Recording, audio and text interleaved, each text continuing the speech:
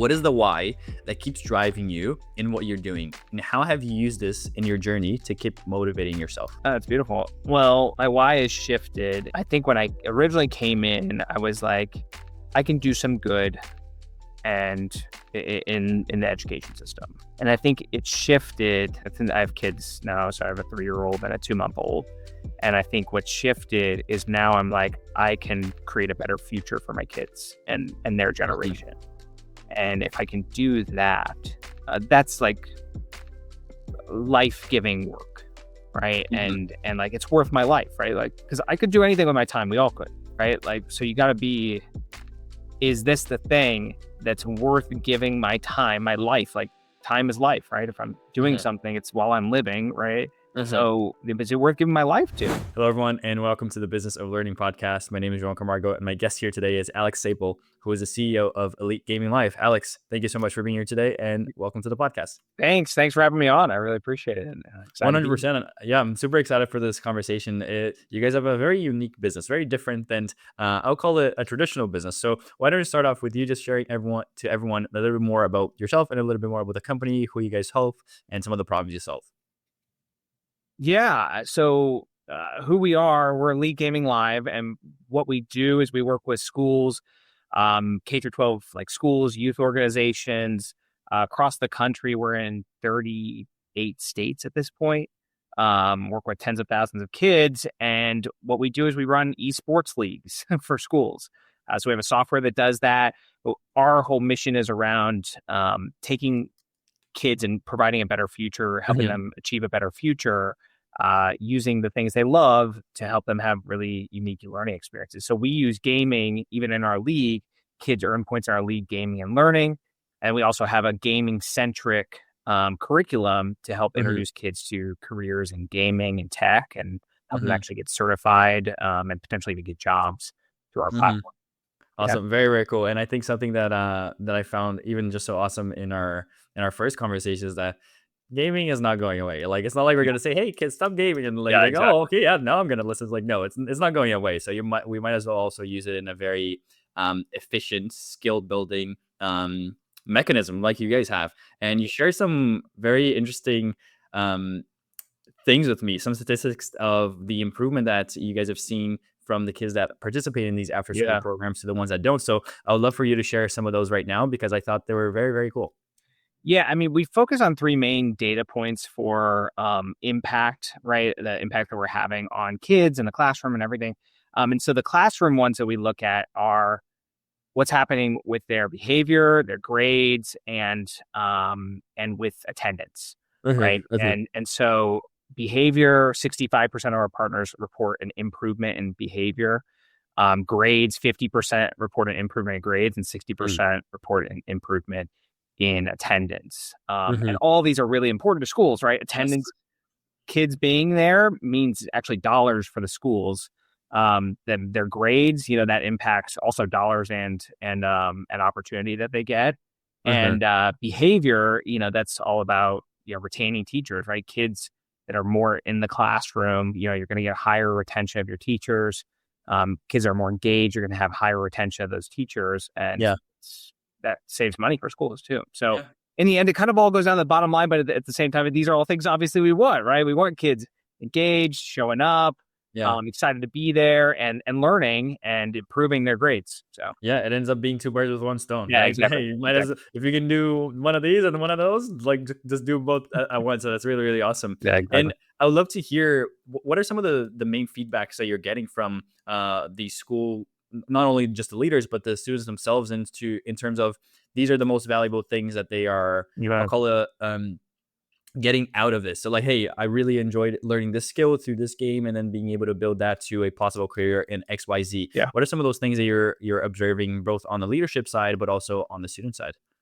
Well, yeah, it's a great question. I mean, so what people are telling us is, one, the first thing is just engagement. Like I think we all take for granted, if you're not in a school day to day, that the biggest issue schools are dealing with is just having kids show up and be engaged. Right. And that's why you see phones being, taken out of the class or taken out of school, like all that stuff is because kids are distracted. they're Uh-huh. not engaged. And so we have a tool essentially that it's one of the few tools that almost every kid is using. 80% of kids play video games every single day.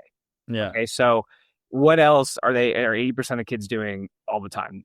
I Yeah. mean, Tough very, one. very few things, right? Yeah. Um, and so we can take that energy and excitement around gaming, something they're already doing, and use that as a tool for just first off engagement, just having kids show up, right? Having their Yeah. behavior be there, right? Like that's the first thing. And then the second thing they always tell us is like the thing that gets organizations to like get on board with us, because there's a lot of people that do gaming, but there aren't many. We're pretty much the only one that has this integrated gaming and learning experience. Mm. And so the learning side, then kids do the learning because it's basically part of the league. And Yeah. so we are able to get them excited about pathways around gaming, I tech, had. STEM, that normally a school has a tough time introducing these subjects because they don't base it around what kids are interested in. They Yeah. base it around like, hey, you should know this. You should know math. You should know science, right? Because I'm telling you, you should, not because, hey, I have my Mhm. own reason because I'm Yeah. interested in gaming and there's game design. And to do game design, I need to understand, how physics work. Yeah, and it goes back to the same old, when am I gonna use this in real life, right? That we every single I don't know every single generation, but at least the past Yeah, few every kid does that, right? right? I remember saying that. I was like, Exactly. And I think that's in one way, I actually had a similar, conversation with a very, very early guest in the podcast as well. Sometimes that's actually the right question to ask. It's like, "Hey, where am I gonna use this?" And now you guys have the answer. "Hey, here's where you can actually use this in a very great way that can be part of your interest. And if it's not totally cool, but you can also use it for these other things. So like it's just being able to place the outcome or the end goal in mind as opposed to just numbers for the sake of numbers or whatever else for the sake of whatever else. So that's really, really awesome that you guys are doing that as well. And something that actually surprised me when we first were speaking that you mentioned that actually a lot of these school leaders, district leaders, they're actually quite open to the idea of the gaming side of things for learning, which surprised me. I thought they would be very, very hesitant towards it. What Yeah. have you seen that adaptation look like? And what's the usual feedback that you get when they're first hearing about something like you guys? Yeah. Um, well, I'll answer both those questions. So I'll answer the high level first. And I'll answer like the Sure. specific example. But for what the feed, like the high level information, like the data says that 80% of schools and school leaders are looking at implementing esports over the next 5 years. This is from a couple Mm, of years ago. So we know that there's a big kind of role in this is going to be a thing. And okay. it already is a thing, but it's going to be a bigger thing. It's not going to be a few schools. It's going to be schools all over the country. Yeah. We think right now it's probably less than 20% of schools have an Okay. esports or Yeah. esports program or esports related curriculum, or gaming related curriculum. We think in the next 5 years, you're going to see that hit like 80+%. So Okay. it's going to roll. Yeah. And so that's like the high level thing. The I'll give you an example. I spoke to a potential customer yesterday, Okay. and he came in and he was like, "I get it. I like the education. I like the gaming. The question is, when can we start?" I like, Mm, and I okay. think that's a lot of like, and how do we get started? And that's basically what sets our program apart too. Is we take care of the Mm, people, because the biggest thing that schools don't know how to do. No one has ever imagine like basketball was just invented, and they're like, go start a basketball team. Right? You don't yeah. Where's know, the coach? Where's what's the the yeah. equipment I Yeah. need? Do I Exactly. need Yeah. like who's a coach? How do I train the coach? How do I set up With a program? What about uh, practices? Right? So we do all of that, and we have like people on our staff were former coaches in our program. mm, We work with all of Atlanta public schools, all 51 of their elementary and middle schools, and one of their people is now on our staff, yeah. who used to be a coach there. So yeah, that's what I would say. Like the kind of down to the level piece is like, how do I actually Mm. do this? And we just try and make it as easy as possible. Most organizations we get started with in less than 30 days. That's really, really cool. So you guys take over all the I'll call it the hassle that most school leaders and Yeah. I don't want to call them the older population, but the older population sometimes might not have the technicality Yeah. to do or the know Yeah. how to do it. That's really really awesome.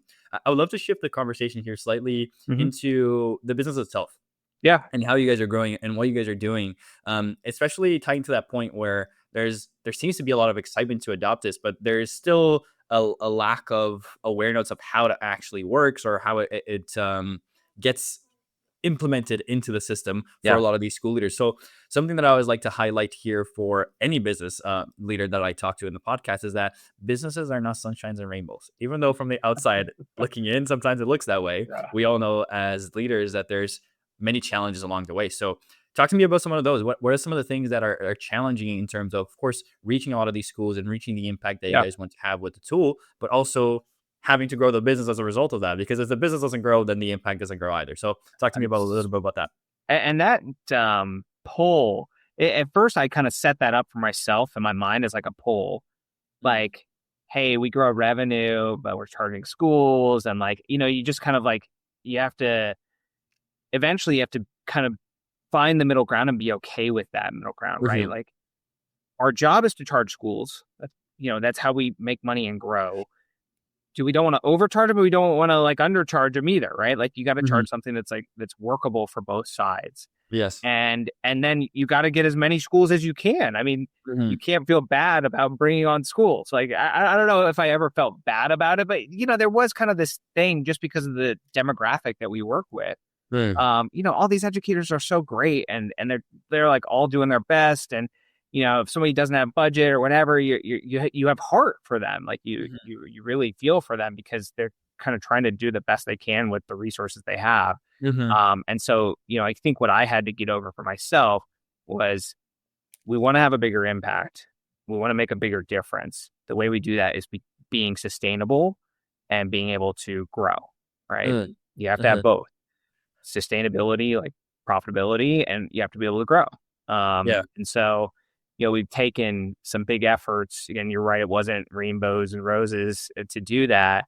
But we've taken some major efforts to be profitable, have a platform to be able to grow, and kind of set ourselves up for a future that's pretty Mm, bright. Yeah. mhm, mhm. And for the stage where you guys are at, what would you say then is the I'll call it the hardest part to get to the next stage and the next stage? Is it Yeah. really just initiating those conversations? Is it the education part of that, on showing the schools that Yeah. way? Is it the awareness from schools? So, hey, how can you get a higher volume of schools to know that we even Yeah. exist? Talk to me a little bit more about that. Yeah. I would say it's all three of the things you mentioned, but Mm, I mean, awareness is always the number one thing. I always I follow some kind of like sales, kind of guru people, and okay. one of them talks about being ubiquitous, like being everywhere. Mhm. Because if you're Yeah, the not output. everywhere, Mhm, then mhm. you're nobody. Like, and people don't know you, then you have no shot at Yeah. selling them anything because they don't know who you are, Yeah, they right? can't buy. Yeah. They can't buy. And so that's kind of step one. But Mhm, then step two is what are you selling? And today, a lot of what we are selling is the education of like of this space mhm. because there's not enough adoption where like everybody kind of knows what it is. Like everybody knows what a football coach does, Yeah, yeah, yeah. right? Everybody Mhm, knows what a basketball coach does. mhm, Everyone knows what, a math teacher does. People don't know what somebody who's teaching about, gaming careers and mm. that stuff. They don't, and Yeah. careers of the future, which is a lot of what we're focused on now, like AI, Mhm. cybersecurity. Yeah. Um, there's no like playbook, right? So we're Mhm, having to educate. We've invented the playbook. We have to educate people on this like space. mhm, Um, mhm. and so, we've recently taken efforts to try and make that education simpler, right? So when somebody comes to us, I used to take my team used to take all these meetings over and over and over again. I would say we'd talk 90% of the time, and we'd be delivering all this information, and then we'd have a little bit of time to like talk about their stuff, right? Yeah. So we really shifted that, and we have a lot more education up front in our process Mhm, to mhm. teach them what is esports. Like, let's start from Yeah, the yeah, beginning. yeah. Why is this valuable? What's the impact that we're having and we're seeing with programs? How do you actually do it? How do you Mhm, set up an mhm. esports team? What do you need? Well, you need equipment, you need training, you need the platform.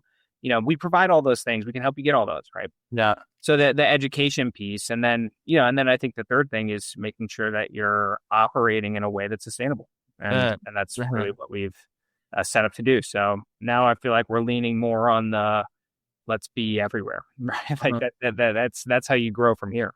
So Yeah, no, that's really, really cool. And it's interesting. I think all those points are very, very valid. And like I've heard that yeah, in certain patterns in other conversations as well. But then that second point, specifically for you guys as well, in a way you're able to then future pace the outcomes that are going to be attained from something like what you guys have. It's like, hey, not just doing this because it's going to be another football or another soccer or yeah, another baseball. Here's some apart from the entertainment and engagement and things that come from it is actually the future careers that can come from this thing. So it really paints the picture for someone who might not be that well aware of the space and the outcomes that can come from yeah. it. So that's really, really cool. I mean, and that's really where we see ourselves going. Like, yeah, we are a league, is how it kind of started. And Mhm. then we added this curriculum because educators said, hey, can you make this educational so I feel Yeah. better about bringing gaming in? And then we took the curriculum and we made it its own thing. Like people are using that in school for classes, Mm, like, mm, and they're having kids go explore careers and these different career paths. And then the ones that they're interested in, like game development, right? Then we teach them how to actually develop a game in Python. And then we certify them, right? And so mm. you can see we're like kind of heading towards being an opportunity Yeah. organization where we're introducing kids to opportunities based on, today, what is the thing they love is gaming, but, whatever kids love, taking Uh-huh. that love and interest and using that to set them up for the future, right? Mm. And I think that's really where I want to take the organization because I think that's the biggest thing missing in K through 12 education um, is outcomes. Huh. Huh. Like we're not delivering outcomes. We're sending kids to college and then they're walking out of college, with not great outcomes still. Yeah. Kind of So lost. so yeah. So how do we deliver every kid, and with AI, this all becomes a lot, more possible to Mhm. deliver a personalized outcome Mm. based experience where we're trying to get kids to a better future, whatever that means for them, right? Mhm. Maybe that's, hey, I'm pursuing my passion in this thing, or Yeah. hey, I'm Yeah. a cloud engineer and I'm making a bunch of money or whatever. Right? Yeah. Whatever's going to be the thing for them, we want to help them get there. Yeah. And always very specific to them and what they want, not what they Yeah. should want or what other people want And for them. based on interest too, because that's the Yeah. other thing that we miss, right? Is kids will get humans, not just kids.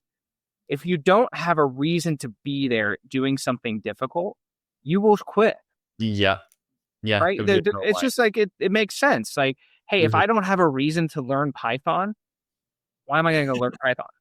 Right? Yeah. Because somebody told me to go, it would be good for me to learn Python. But if Yeah. I'm there to learn Python because I love, I found out game programming is this career, you can actually do it. It's really cool. And I love video games and I can build a video game in Python. Okay, now I have a real reason to learn Yeah, Python. that shift is huge, Yeah. right? And that's really, really awesome. Yeah. I wanted to ask you, Alex, and Yeah. you're gonna hate me for this, but a little bit of a tough question here. It's a question that I've asked almost every guest that comes on. And given your talk about like those, I'll call it those three things that can be challenges in the Yeah. way. I'd love to ask you this question too, and I wonder how where your answer will go. Let's say you had a magic wand and you could only solve one thing in the business, looking at the growth when it comes to, of course, the impact, but also the revenue growth, the client acquisition growth, all those Yeah. things. Oftentimes, there's many things that we have to prioritize and focus on as leaders. But for this question, you only get one thing that if you wave that magic wand and solve, a lot of those goals can be achieved just like that. What's the Yeah. one thing you'd like to solve for the challenge in the I company? mean, I look at it's 100%, the ubiquitous thing. It like leads, like you have more people coming in the door interested or wanting to take a look and or knowing who you are. Yeah. That's the biggest problem to solve because that's your fuel for everything else. Mm. Because if I Yep. bring in more people, then I have a shot, right, at closing, more opportunities. As I close more opportunities, I then have, you know, the logistical challenges and Yes. operational challenges that I can deal with, and I have capital to be able to do that, right? Mhm, mhm. And so, yeah, I mean, it's definitely it all starts with sales and marketing and leads. I think, and really Mhm. for us, it's about educating and being out there where people are. I really like that. And I have one final question here for you. So thank you for answering that one, Yeah. Alex. This question, however, is actually not a question from me. It's a question from our last guest to you, and they had absolutely no idea who you were. Oh, that's funny. So, Yeah. so here's a question. You ready for it? I think it's Yeah. actually really well fitting. Oftentimes, it doesn't match the conversation at all, but I think this one does. So here it is. What is the why that keeps driving you in what you're doing, and how have you used this in your journey to keep Mm. motivating yourself? That's beautiful. Well, my why has shifted. I think when I came into this, yeah, I've been with the business now 5 years. Been involved in it for like a decade, but working day to day on it for 5 years. Hmm. Um, I think when I originally came in, I was like, I can do some good and in the education system. And I think it shifted, since I have kids now, so I have a 3-year-old and a 2-month-old. And I think what shifted is now I'm like, I can create a better future for my kids and their Hmm. generation. Hmm. And if I can do that, that's like life-giving work, right? Hmm. And like it's worth my life, right? Like because I could do anything with my time. We all could, Yeah. right? Like so you got to be, is this the thing that's worth giving my time, my life? Like time is life, right? If I'm doing Uh-huh. something, it's while I'm living, right? Uh-huh. So is it worth giving my life to? And if it's not, I may want to think about shifting around to do something else. And I think this is life-giving work. Like if I can help Uh, a generation find opportunity through a very difficult, not difficult, but a very tumultuous period, especially around figuring out what the future is going to look like. Kids are trying Uh-huh. to guess today what's going to be around in 20 or 30 years as a career. Yeah. Imagine that, right? Like I didn't have to do that. So Yeah. I mean, I'm doing it now in my own way, but that's what kids are dealing with Mhm. in middle school, high school, college, And so if I could help that and help them find something that would really give them that why as they start out their career, like Yeah. what a great mission to be on. Man. And so yeah, so that's what my why is. I think it's like it has to do with like having kids and thinking about future generations, and what I can do to improve their lives. That's amazing. And you're doing it. You're on the path. So it's amazing. Yeah, Alex, yeah, thank you. day by day, day by day. Yeah, of course. Each step, you can only take the second step if you take the Yeah, first, right? So exactly. it's on the way. So Alex, thank you so much for your time. This has been such an incredible conversation. Where should people go if they want to learn a little bit more about you and of course also a little bit more about the company? Yeah, yeah, they can go to Elite Gaming Live, and if they want to check out the company, they can check out our Get Started page on there. Learn everything about how to run a esports program if they're K through 12, youth educator or after school program provider. And if they just want to connect with me, you can find me on LinkedIn, Alex Sabol, Sabol. Amazing. I will leave as many links as I can down below Beautiful. here if you want to check that out. And if you are still listening up until this point, you enjoyed this conversation, you want to hear more conversations like this, please also hit the subscribe button down below. And I will see you on the next episode. Alex, thanks again for your time. Thanks for having me. Yeah.